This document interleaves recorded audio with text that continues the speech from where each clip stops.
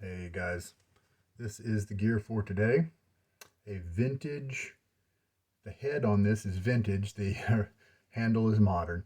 This is the Hybrid Tech Gillette New Hybrid, I guess is the technical name for it. And but we call it the Hybrid Tech. 80266 I think might be the number for this one. You can look in the title and or description of the video to make sure it's an Omega brush. And this is the one Omega brush that I have, maybe because of the tinted bristles, that is kinder than the other ones. I just put one away, but yeah, oh, here we go. See, look at these bristles here. These are unbleached and they're kind of raw looking and they look a lot thicker and they're a lot more scritchy on my face. But this little brush that I just showed you a second ago is much more like the Simogs and Zeniths, where it's comfortable from early on and I enjoy using it. We'll put the blade in the Hybrid Tech in a minute. And the one we'll use today is one I haven't tried in this razor before, but often does well with me and in different razors. The 7 o'clock black from Gillette. I think it's got a handful of uses on it. And I really enjoyed Sandpiper the other day, and so I'm going to use it again from Stirling Soaps, continuing to celebrate their 10 years of work in our little wet shaving hobby. And we're need to remember to do, we're still doing kind of the dry loading experiment. So far it's going pretty well. I used last time, and I'll tell you this, saying to myself that I will tell you this while I load up the blade in the razor, and that'll save time. But the dry loading has gone pretty well. I've just increased the load time a little bit, and with the exception of this last time, I think maybe it may have been the brush. Somehow maybe it picked up kind of an airy early lather, and that could be a danger of kind of a dry load. Yeah, it may depend on the soap or some different things. Now, one of the ways you can tell this is a new is because look at this base plate here. This center area, if you don't include the safety bar on the edges, the center area looks very similar to a Gillette New long comb. Okay, it doesn't go out all the way to the edges like the short comb does. Matter of fact, I've got a short comb right here. Let's take a pause. The top cap does look very much like it's pretty much standard Gillette New. You got the rails in the middle, the posts on the four corners to always have perfect alignment. Put the blade down too. I just happen to have the new short comb that I was showing you guys the other day. And see, here's that same top cap. Now, this top cap has rails that goes the whole way up and down. This one, they're partial. So there's a slight difference there, but pretty much the same thing. Has those same four corner posts. Now here's the base plate. See this one? There's no kind of bevel, and it goes all the way toward the edge, closer to the blade edge. And so this one I think this one actually does give me a little firmer feel, more secure, more smooth. Now this one has a legendary status because it's so rare. This is the only razor that Gillette made with the new base plate design that was closed comb instead of open comb. Now you can also see how in the center, going along the center here of the new short comb, we have the speed bump, a speed bump like thing, whereas this one it looks like the raised flat bottom new. And of course the raised flat bottom new is going to be pretty much identical to this, but I say of course because it'll have open comb instead of the solid bar. And so this looks more like the long comb, and here's the short comb. And so there are some differences between the news. In this case, if you took the long comb new and compared it with this base plate, I believe the only difference really is the safety bar. Especially if you took that's curious. I wonder if I'll have to compare a flat bottom new because I wonder if the flat bottom new would look like this up here. I'll have to take a look and I'll share that with you sometime. All right, so let's put this guy together. We have the 7 o'clock black, which is also called the Super Platinum officially, I suppose. And this is a UK razor. The Americas did not make a version of this. Calibri handle from UFO, I believe. I thought it was befitting of such a rare and enjoyable razor. My little Boar brush has had a chance to soak for 15 or 20 minutes, so he should be just fine. He's not a very dense, big brush. Hey, this is the one I'm abusing with a lot of hairdryer treatments. I've got a few in there, but look, you can see those split tips around there. I think it's really responding, so we will see how things go. All right, now let me get my face wet, and yeah, I think that means we're ready to go after that. So I am going to try the dry brush load again. I'm not using the same brush as I did last time. It was a very easy flexing Virginia Ching silver tip knot that was mounted quite high. And so it just lays over super easy. And it's very common for it to be all flat, you know, when you're working it in the soap as well as the bowl. This guy is not that easy to display. Not that flexible of backbone. And oh yeah, see, my habit. I need to squeeze it out. That's what I've been doing during this kind of dry load series. So we'll just call it damp at this point. And you can see this is not a dense knot. But it does, like the smaller Samogs that you've seen me use, like this 1250 here, it does kind of work out to feel nice and big on the face, although it feels a little sparse, but it's very a light feel. I enjoy it a lot. And here we go now, 50 seconds. Why don't we try that as a load time, and we'll start at the 10-second mark. So that makes a nice, easy 0-0 stopping point in a little bit. Sandpiper is one of those that is inspired by a certain scent. I think it's something Homme de Nuit or something like that. You can look in the description of the video to see exactly. Since we're not coming to the soap with a lot of water, we don't get very much kind of wet slurry. It's more pasty for sure. 15 more seconds. Now this guy may pick up more soap than that really flexible small silver tip. It really might, so I could be severely overloading, but that's okay. We'll give it a shot and see what happens. Plus, there'll be a little bit of residual moisture here, but I guess that's one of the things that I can assume is not going to be as big of a deal when you're dry loading. You're not contacting the soap with as much moisture as I am when I load normally, and so that moisture momentum that I've kind of talked with you about in the past is probably less of an issue. So you can see it's kind of pasty. You can hear if you're used to the bowl and the different soaps and brushes. I can definitely tell a pasty difference.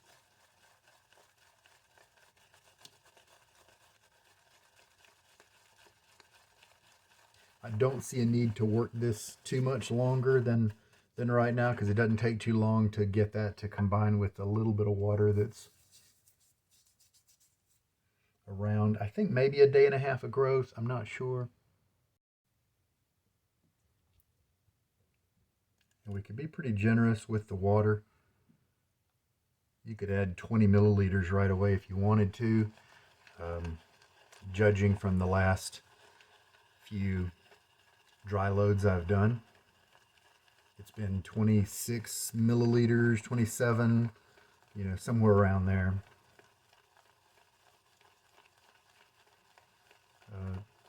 2 out of 3 times it's been a great lather that I was really happy with. That most recent time it was just kind of airy, but it didn't look airy, it looked right. And so my only guess was that somehow that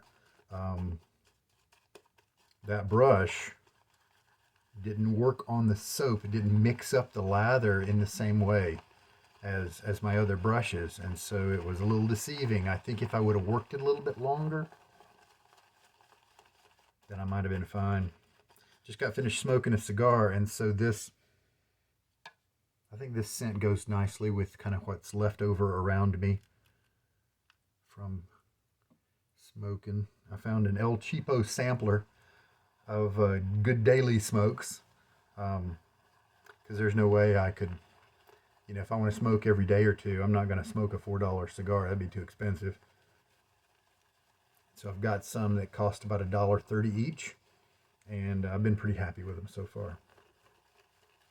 Of course, they're not as rich and full flavored as more expensive versions, but that's okay.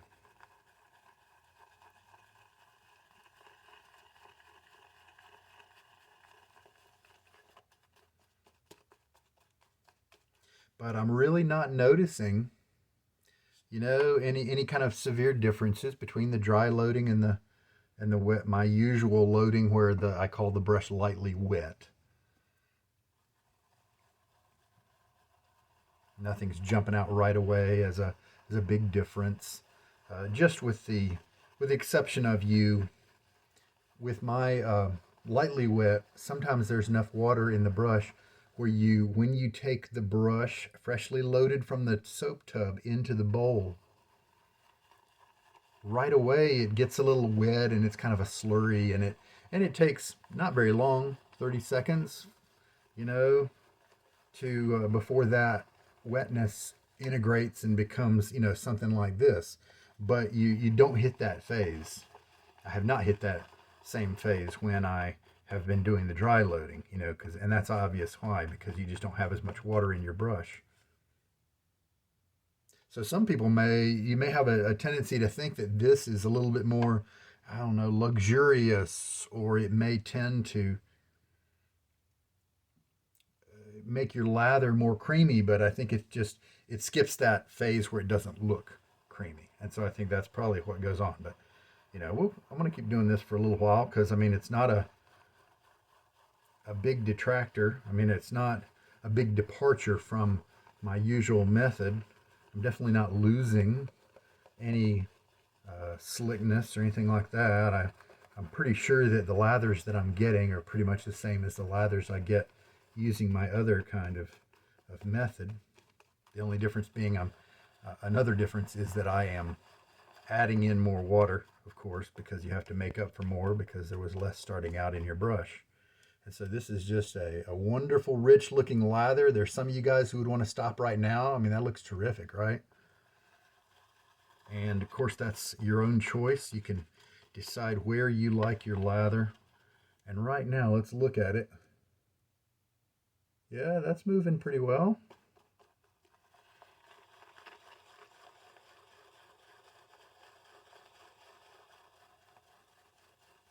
Give it just a little bit more mixing.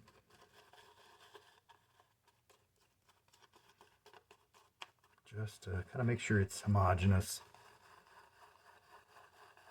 And I need to remember, one of the things that happens when I'm in dire need of a haircut, like I am and have been for the last, maybe month, is that my goatee gets long and it tends to hold on to some water during the rinses, and that can flush out my lather, and I have to watch out for that. Another big difference in the dry versus lightly wet method. I don't want to say wet because I don't have a soaking brush in my normal practice. And so I guess it's dry versus lightly wet is what I'll say, is that it's a cleaner setup. I am commonly, did I squeeze out my goatee? Yeah, I think I did. I am often overflowing out of the tub of soap when I'm loading, even though I load for just 30 seconds. There are guys out there who load for a whole minute.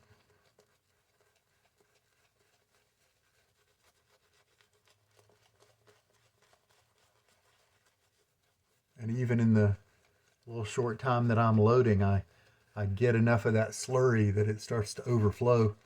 And so then I have to clean off the side of the tub.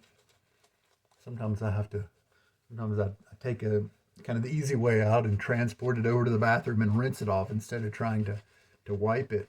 Yeah, this guy definitely still has a good bit of backbone,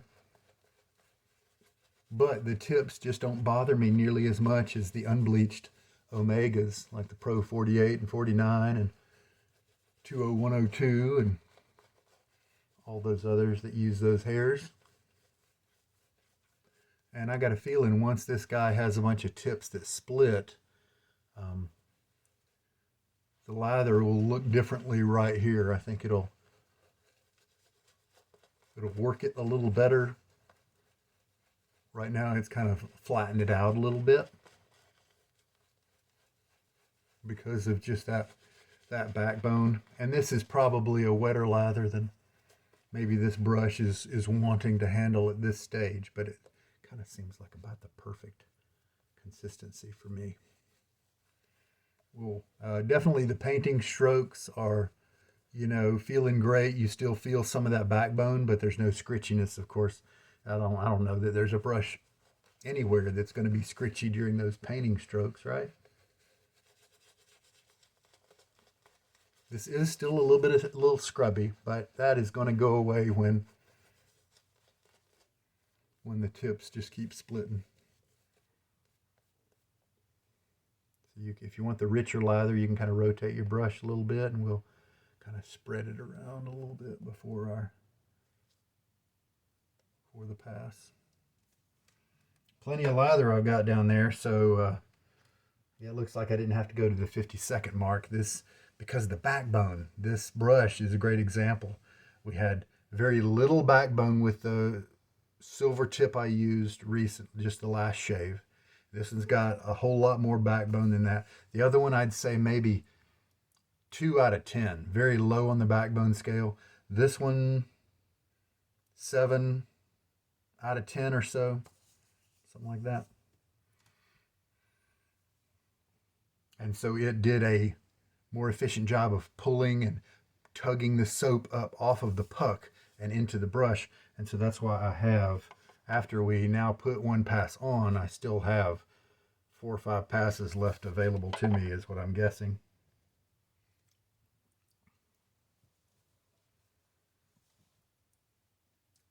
All right, so Hybrid Tech, considered by many to be a razor that they just hope to get someday. It is difficult because there are just so few around. Now, because I prize smoothness so highly, this guy's not in my, you know, top razor list, even though he's so rare. And that's the way it goes, right? And that's one thing I like about this hobby, is that there are inexpensive razors available at all levels of aggression. There are some great mild razors out there that are just smooth, that just don't cost any more than $10 or $15. And the same goes, there are aggressive ones as well. A Gillette Goodwill can sometimes be had for a pretty low price, depending on which Goodwill it is. Or an Old Type. Old Types are a little kinder to me once my technique got better, but Goodwills are still really harsh for me. Very aggressive. Very aggressive. It's not one that I actually wanted to finish the first pass on.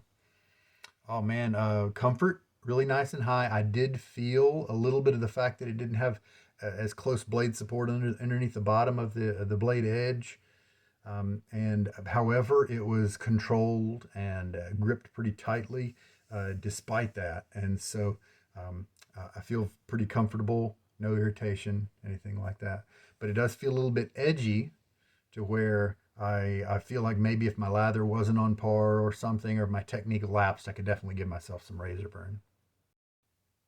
And that makes sense as to why it's such a popular razor, because I don't think a razor that matches me really well is going to be as popular as something that's a little bit more aggressive. Since I'm down on the bottom of the spectrum where I value smoothness more than closeness, I value smoothness of the feel of the experience rather than closeness of the result shave is what I'm saying. Lots of other guys can handle more aggressive razors, and so they like the way they can totally make them baby butt smooth and just knock the hair down quickly. And so it makes sense that this one that's so prized and a lot of people love the shave it gives is made for more the average shaver and not the milder shaver like me. So we'll go cross grain now. It's giving us a little more audio because of that lack of exact support. I definitely wouldn't have a problem using this razor daily. In general, it's possible that I could find blades that I like better than other blades. Some that had a smoother feel to them.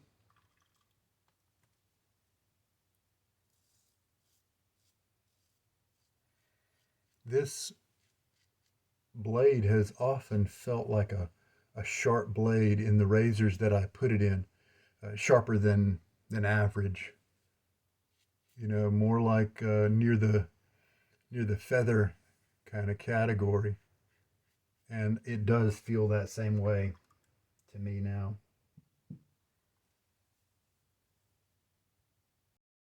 So far, a nice comfy shave, and sometimes there is a benefit to that edgy feeling because there's something masculine about the shave in itself, and I think that's what calls some of us to still use straight razors, because it's a dangerous thing, and a slip up and you've got blood everywhere. Good news is with good training and advice and practice, you can really minimize that.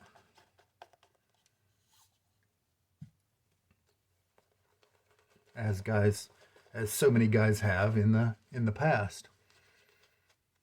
But sometimes when there is a little bit of an edgy feeling to it, as long as it's controlled, sometimes even me who likes the smooth experience, I still enjoy that sensation, as it does harken back to the days where it felt a little rough to get a shave sometimes.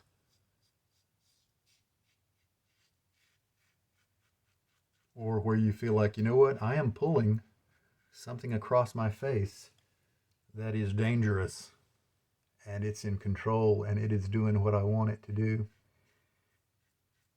It is a tool that I'm using with skill, and that's something to be proud of.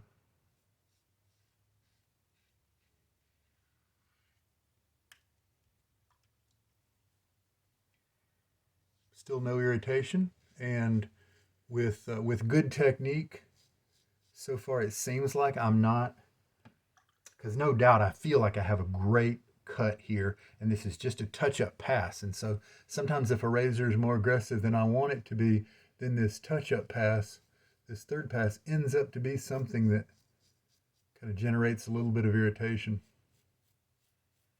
But it doesn't seem like it's doing that.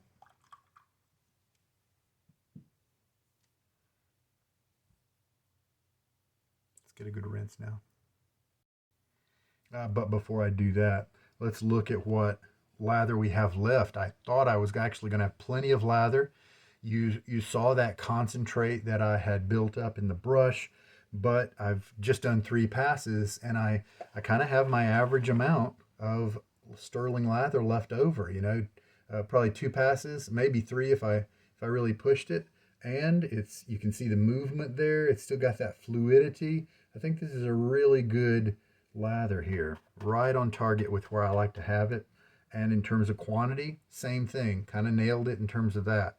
So the 50-second, turned out to be a good, for this brush and this soap, turned out to be a really good load time. So here I am all rinsed off, and I did notice during the rinse that, and I kind of noticed this during the shave, I didn't have as good of a kind of a creamy slickness that Stirling so often gives me. Could that be this particular brew of Sandpiper? Is it different somehow than usual? This is the beef tallow version, and so it's not going to compare to the mutton tallow I have used kind of recently. So I shouldn't make that the basis of comparison. But usually, yeah, Stirling's a little nicer than that. So could a potential problem with this dry load method be that it could be deceiving in the hydration where it looks right but it's not? I'm gonna have to think about that. Obviously, more uses might bear that out. So we'll give that a shot. I know that the last time I used this one use ago, it was that way where it looked right visibly, it looked all hydrated and stuff, and it was wetter than it looked like it was. That could have been my goatee water. I don't. So we'll just have to keep playing with it and see if we can find some commonality there. Um, it's possible, little hypothetical guess here, an educated guess. When you're loading dry, you don't have as much water involved, and so maybe you're picking up soap and putting it on your brush without kind of that emulsion base like you do when there's a little bit of water there. And so then maybe it takes extra mixing time to then make it a proper creamy emulsion. I don't know. I'm just guessing there. But that does seem to be consistent. I may use this guy again. Maybe tomorrow I'll switch it back. Maybe I'll use all this same gear, but I'll do my usual load and see if the lather turns out to be different. Maybe that's an idea. How much water did I use this time? Yeah, 25, about 25. That seems to be pretty consistent. At least I'm not having to worry about getting too little soap. So my only tweaks are just the consistency of these last two lathers. The two previous to that were really good. So very, as usual, I love the Sandpiper scent, and I'm going to put on, because I actually do have, I like Sandpiper so much, I put it on my list, and so eventually I bought the EDT from Stirling, and so I've got that on hand. Oh, hey, here we go. This will be perfect. A little bit of the lavender, witch hazel, and this does have the alcohol. It's the version with the alcohol, and it's not mostly witch hazel. It is mostly more of an aloe solution, and it just has a little bit of witch hazel in it, because if it's got a lot of witch hazel, it smells. And so a little bit of witch hazel, mostly aloe, so that's going to be kind of an astringent, kind of healing for your skin, all those kind of things. And then after the shave, I will put on some of that Sandpiper, and so I'll have that nice scent on me. The lavender here, if you know me, I'm a big non-floral person. If it's a strong lavender scent, I'm not going to like it unless you bring in some other strong scents like oud or wood or something like that to play with the lavender. It's very small lavender scent in terms of strength. And so, because I actually did not find this in kind of unscented, and so I thought that the lavender, I definitely didn't want rose. I've heard that one is very noticeably floral from one of some of you viewers out there. Thank you so much for that. And it seems like lather was a good choice because it seems to go well with a lot of different, it doesn't interfere with the soap that I just used. And then it definitely doesn't interfere with a cologne or something that I'm about to use. And just to let you new guys know that just because you use like a witch hazel toner or something, that doesn't mean that you can't whip out a splash, an alcohol splash. If you have sensitive skin or skin that's partially sensitive, that witch hazel might be a great way to brace your skin in preparation for the alcohol, where if you didn't have that layer, then just the alcohol splash might cause you to break out a little bit of irritation. I know that does it with me sometimes. You could also follow your witch hazel with a balm if you wanted to, especially if you have dry skin. So it's totally up to you and how you want to do your shave, what feels good to you. And that's one of those things that's very easy to do. Pick a method and use it for a week and see if you can notice your skin's feel and all those sorts of things if you like it, and then change it up to something else next week. Some people like to do a balm and an alcohol splash during the same shave, and people have various opinions on which one to do first. For me, I think that the alcohol splash might tend to kind of dissolve the balm. However, the balm, if it's done first, for me would probably help to lessen the harsh effects of the alcohol splash. That's kind of a catch-22. And the alcohol splash definitely has more of a scent hit in almost all cases, and so it's a good one to give you a longer scent profile than just a balm. So that's a little bit about some post shaves, and we'll take that Sandpiper and put it on after everything's done. I told you about the water usage. The razor here did great. I do feel like I kept it under control with good technique. I do feel just a hint of tenderness in my typical spots. Now this one's atypical. It feels right around here. I don't usually get one over here, but it's almost not even worth mentioning, to be honest with you. I'm just being kind of critical there, as I often am. But maybe that's what makes me a good person to bring information to you over the YouTubes. So there's our Super Platinum. They did such a wonderful job with the plating in the United Kingdom Gillette factories that so many times if you get a UK version and there happened to be an equivalent US version, the UK version will be in better shape because their plating skills were so good back then. So it does look like we found yet another razor, as I'm drying razor parts. Another razor that does very well with the black, and it does the Gillette 7 o'clock black, and it does look like it is a blade that continues to be on that edgy side of things, where you need to be careful. So anything else? I think we're probably good. Smelling good. Yeah, still enjoying the Sandpiper. And I continue to, the Boar we're using today is part of my Boarathon. He is the, he's the Omega. So he's this little guy up here. Yeah, 80266. And so he's the second row. And so we're going to fill in a check mark right there, right now. And with that check mark now in place, we only have the one brush, the 1250. And that's all my Simogs here are the Excelsior versions, not the recently released Hereditas versions. And then once that one is used, everybody will be at 26 uses except for these two guys. And then we'll start doing the 27th use. And I continue. Matter of fact, I need to make a mark because just earlier, no, I did my Simog Owners Club and the Omega. This is the Omega that I am hair dryer treatments, and you can see the split tips and all that. I think I've done 3 treatments on it so far. Nice long soak followed by a hair dryer treatment. And it seems to be responding to the hair dryer a little bit more eagerly than some of the Simogs. But in the end, it doesn't matter. Everybody's going to get there, and we'll just feel them as they do that. We'll just see how they feel as we do that. So there we go. And then once everybody gets to the 27 use mark here, then everybody's going to have a turn with hairdryer treatments like we see that the 1305 has and the 1800 has.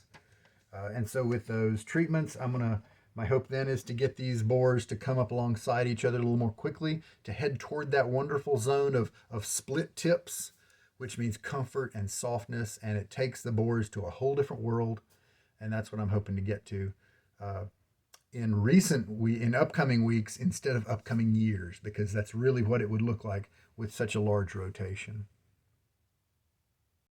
And a gentle reminder to you guys who may not know it yet, but the liquid forms of a scent, in this case the EDT and if I had the splash, it would be the same, contain usually a much more accurate representation of the scent that the maker intended. the soap base and balms kind of tend to mask the scent because of their solid nature. And so there are often parts of the note profile that are muted. And sometimes that's good, because if it's a harsh profile, then I'll like the soap better than the splash or the EDT. But in this case, I like all aspects of it. The soap's a great introduction to it, and then this fully develops it. I just put it on my wrists, and it'll be great to smell for the next several hours for sure. All right, guys, take care. This is Sugar Daddy Shaves, and I'm so glad that you're watching. Have a good day, and I hope there's been something in this video to help you out. Take care now.